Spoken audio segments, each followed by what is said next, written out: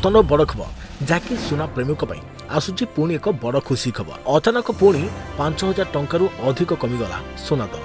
ତେବେ 3 ଦିନରେ ଭରି ପିଛା 5,000 ଟଙ୍କା କମିଲା ସୁନା ଦର। ରୂପା ଦରରେ ବି ଆସିଲା ସୁଧାର।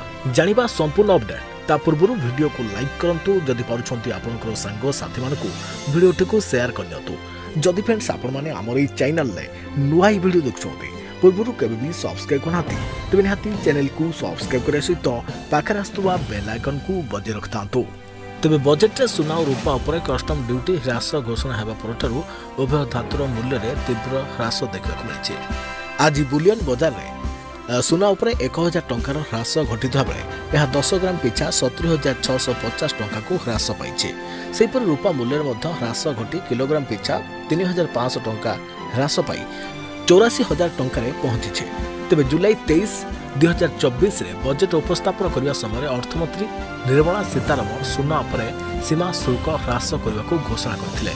3 ଦିନ ମଧ୍ୟରେ 10 ଗ୍ରାମ ସୁନା ମୂଲ୍ୟରେ 5,000 ଟଙ୍କାର ହ୍ରାସ ଘଟିଛି। ସେହିପରି ଜୁଲାଇ 22ରେ ସୁନା 10 ଗ୍ରାମ ପିଛା 75,650 ଟଙ୍କାରେ ବନ୍ଦ ହୋଇଥିଲା। 3 ଦିନ ମଧ୍ୟରେ ସୁନା ଦରରେ 6.60% ହ୍ରାସ ଘଟିଛି।